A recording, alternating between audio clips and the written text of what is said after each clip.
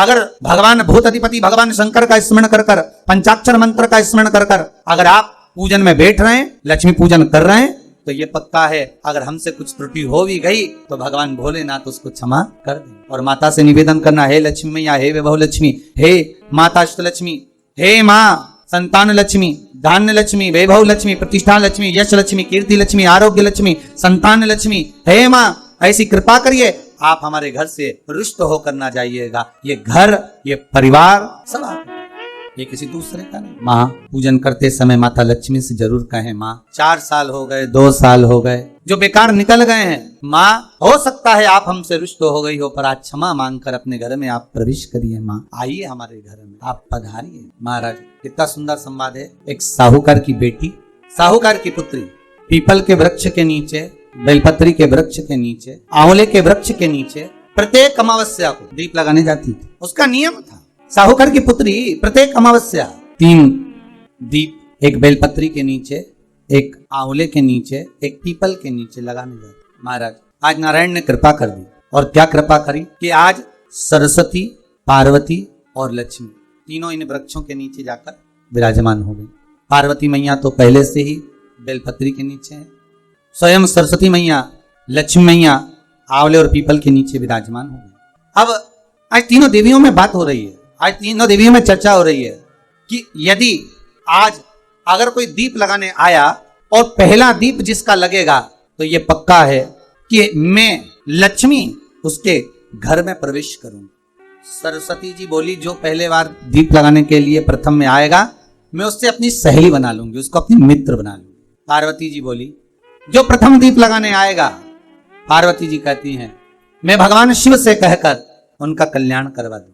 अब ये साहूकार की बेटी, वो साहूकार जो कहने का तो साहूकार था, धन पूर्व में बहुत था, पर अब इसके पास में कुछ भी नहीं बचा था। देखिए सुख दुख तो जीवन में चलता रहता है, आज सुख है कल दुख है, फिर दुख है फिर सुख है, ये जीवन में चलता रहता है। भगवान ने दिया, हो सकता है पूर्व में आपके पास में खूब धन होगा, वैभव होगा, सत्ता होगी, फैक्ट्रियां भी होंगी, दुकान भी होगा, धंधा भी होगा, पानी भी होगा, सब कुछ, सारी सत्ता आपके पास में होगी, पर समय की घड़ी किसने देखी है सर? कौन देखा घड़ी को, कौन देखा पल? इसीलिए कहते हैं ना, बार बार कहते हैं, तेरा पल पल बीता जाए, मुख से जप ले नमः शिवाय, ओम नमः शिवाय, ओम नमः शिवाय। बड़ी मुश्किल से मिलता है।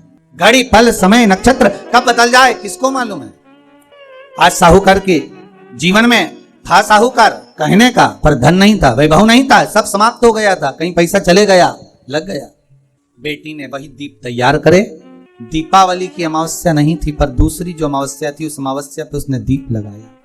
जैसे दीप लगाया 3 देवियों ने आवाज लगाई, अरे सखी सुनो तो। साहूकार की बेटी बोली, किसकी आवाज आ रही है? अरे सखी सुनो तो। सखी ने कहा, क्या बात है?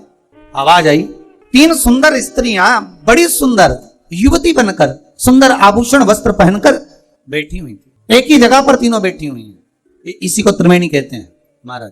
जो त्रिवेणी का जो वृक्ष होता है उसमें 3 त्रिवेणी का जो वृक्ष होता है उसमें दिए लगाने का बड़ा महत्व होता है, तो इसी को त्रिवेणी कहते हैं। तीनों बैठी हुई थी। अब तीनों बैठी, आवाज लगाया, हम आपको सहेली बनाना चाहते, सखी बनाना चाहते, आप हमारी सहेली बनेंगी। अब इस साहूकार की बेटी को लगा ये तो बहुत पैसे वाली दिख रही है, धनपति दिख रही है, और मैं तो गरीबड़ी, और ना जाने में अगर इनकी सखी बन गई तो फिर इनको क्या मुझे देना पड़ जाए, कोई भरोसा। इसलिए शास्त्र कहता है कि मित्र भी बनाओ तो सोच समझ कर बनाओ, मित्र भी बनाओ तो सोच समझ कर बनाना। ज्यादा धनपति मित्र बन गया तो मन में आएगा कि जब ये घर आएगा तो इसको घृत का भोजन तो कराना ही पड़ेगा, घी का भोजन तो कराना ही पड़ेगा। इसलिए मित्र भी बने तो ऐसा बने कि जो आपके सम्मुख में हो, उसको धन और वैभव से मतलब ना हो, उसको सत्ता से मतलब ना हो, आप उसको केवल आपसे मतलब, आपकी मित्रता से।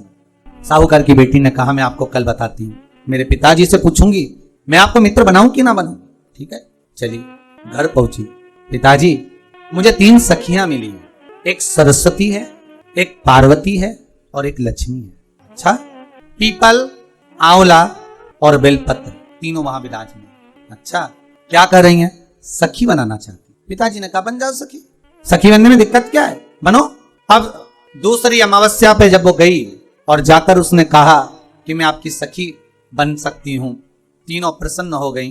तो उसमें से एक सखी माता लक्ष्मी ने कहा कि चलो आज तुम हमारे घर चलो, हम तुम्हारा सम्मान करना चाहते हैं।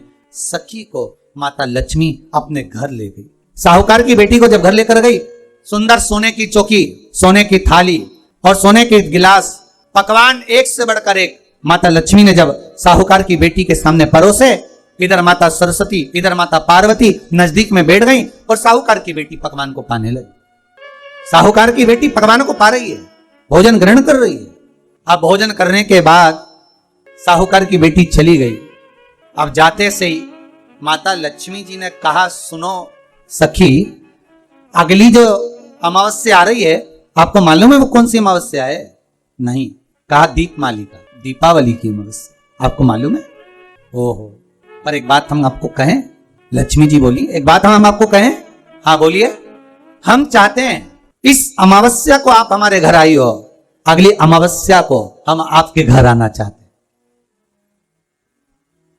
क्या आप हमें बुलाएंगी? सखी ने कहा, साहूकार की बेटी बोली, अगर आपका मन है आने का तो आप आओ, मना नहीं है। साहूकार की बेटी हूं मैं। लक्ष्मी जी ने मन में सोचा, ठीक है तैयारी करो। आज साहूकार की बेटी घर पहुंची तो पिताजी ने पूछा, बेटी आज बहुत देर हो गई तुझे आने में, कहां रह गई थी तू, कहां रह गई तू? बेटी कहती है, 3 सखियों के घर गई थी, आने में देरी हो गई, पर मेरी सहेली माता लक्ष्मी जी कह रही हैं कि अमावस्या के दिन मैं तुम्हारे घर में आऊंगी। तो पिताजी ने कहा, उसमें क्या दिक्कत है, तैयारी करो। तो पिताजी, घर में अपने खाने के लिए तो कुछ नहीं, तो माता लक्ष्मी को क्या खिलाएंगे? कई लोग कहते हैं कि दीपावली पे ना तो हमारे यहाँ घी है, ना हमारे यहाँ तेल है, ना हमारे यहाँ कपास है, ना हमारे यहाँ पर मिठाई बन रही है, ना हमारे यहाँ अच्छे वस्त्र हैं, हम क्या पहने माता लक्ष्मी को रिझाने के लिए?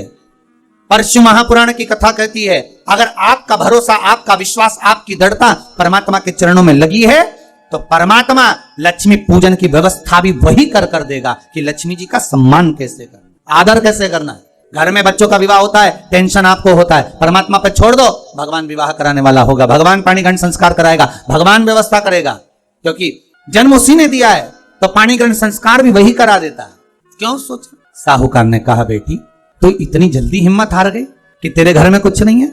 गाय का गोबर ला, लीपन कर, घर को पोंछ, कचरा उठाकर बाहर फेंकिया। पिताजी, घर में तो कचरा भी नहीं है कि जिसका प्रयोग करा जाए, कचरा उठाकर बाहर फेंकिया। चौक पिताजी, चौक पूरने के लिए तो मेरे पास में कुछ है ही नहीं, जो दीवार पर पोत रही है वही मिट्टी को पोत दे। चौक उनके घर गई थी, सोने की चौकी पर सुंदर आनंदमय भाव से बिठाया है मुझे, सुंदर सोने की थाली में भोजन कराया है मुझे, अब मैं क्या दूं?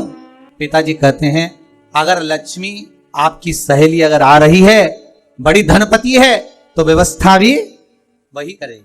अब लक्ष्मी तो जाने की तैयारी में, सरस्वती उनके साथ जाने की तैयारी में, पर माता पार्वती नहीं गई। माता पार्वती ने कहा, आज मैं नहीं जाऊंगी। क्यों? आज मुझे अमावस्या का दिन है ना, इसलिए बेलपत्री के पेड़ के नीचे मुझे रहना पड़ेगा।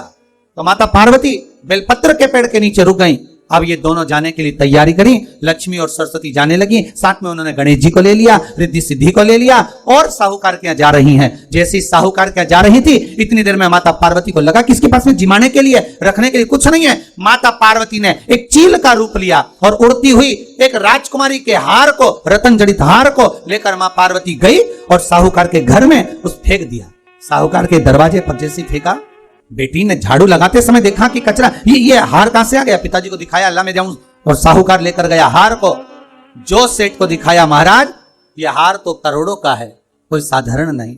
धन मिला तो सबसे पहले जाकर एक सुंदर चौरंग लाया, पाटा लाया, उस पाटे पर सुंदर वस्त्र बिछाया और माता लक्ष्मी के आदर की तैयारी के लिए सुंदर सुंदर घर में पकवान बनने लगे साहब। और सुंदर सुंदर पकवान बने। जैसे ही लक्ष्मी घर में प्रवेश करी, सरस्वती प्रवेश करी, गणेश प्रवेश करे, रिद्धि सिद्धि प्रवेश करी, लक्ष्मी जी ने पहला संबोधन कहा, क्यों सखी, तू तो कह रही थी कि मेरे पास में कुछ भी नहीं, फिर इतना सारा सामग्री कहां से आ गई?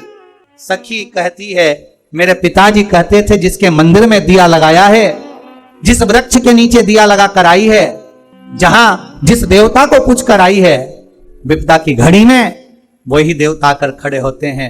ना जाने कहां से हार मिल गया, ना जाने कब प्रसाद बन गया, लक्ष्मी जी ने ध्यान लगाकर देखा कि पार्वती क्यों नहीं आई थी। समझ में आ गया कि एक सखी पूरी व्यवस्था करने में लग गई थी। ऐसी है मेरी माँ लक्ष्मी, ऐसी है माँ पार्वती, ऐसी है माँ सरस्वती। उनकी आराधना 3 दिन से आप पाटा लगाकर पूजन कर रहे हो। आज भी दीपावली का पूजन भी आपको ऐसे ही करना है।